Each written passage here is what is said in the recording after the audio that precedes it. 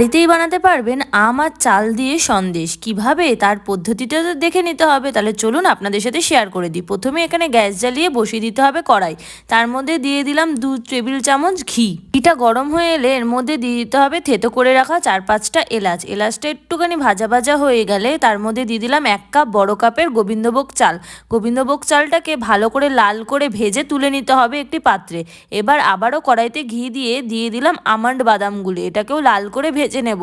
ভেজে নিয়ে বাদামগুলিকে তুলে রাখলাম ওই একই ভেজে রাখা চালের মধ্যে। এবারে বাদাম আর চালটাকে একসঙ্গে মিক্সিতে পেস্ট করে পুরো একদম পাউডার বানিয়ে নেব। এখন কড়াইতে দিয়ে দিচ্ছি লিকুইড দুধ। দুধটা আপনারা 1 কাপ যে বড় কাপ চাল নিয়েছিলাম সেই পরিমাপেই দেবেন। আর সাথে দিয়ে দিলাম পাউডার মিল্ক, যাতে দুধের ঘনত্বটা একটু বেশি হয়। এখন ভালো করে দুধটা ফুটে গেলে তার মধ্যে দিয়ে দিলাম 1 কাপ চিনি। এবারে বেশ খানিকক্ষণ দুধটাকে ভালো করে জাল দিয়ে নেব। এরপরে দিয়ে দেবো এর মধ্যে পাউডার করে রাখা চাল আর বাদামটাকে। পাউডারটা দেওয়ার পরে আমরা ভালো করে এটাকে নাড়িয়ে চাড়িয়ে একটা ক্ষীর টাইপের বানিয়ে নেব। যতক্ষণ না ক্ষীরটা তৈরি হচ্ছে ততক্ষণ ভালো করে এটাকে মিক্স করতে হবে, আর গ্যাসের ফ্লেমটাকে একদম লো করে দিতে হবে।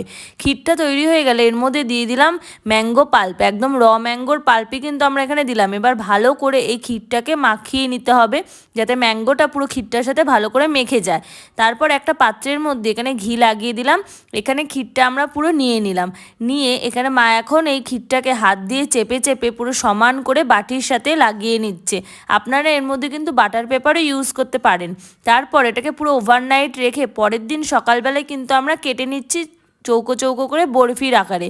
মা এখানে সন্দেশটাকে দেখুন কত সুন্দরভাবে কেটে নিচ্ছে, কিন্তু সন্দেশটা একটুও ভাঙছে না, যেহেতু আমরা এটাকে ওভারনাইট ফ্রিজের মধ্যে রেখে দিয়েছিলাম। আমরা এখানে ড্রাই ফ্রুটস হিসেবে গার্নিশিং করছি কিশমিশ দিয়ে। আপনারা মনের পছন্দের মতো ড্রাই ফ্রুট দিতে পারেন, পেস্তা বাদাম বা কাজু বাদাম। অবশ্যই রেসিপিটা কিন্তু ট্রাই করে কমেন্টে জানাবেন।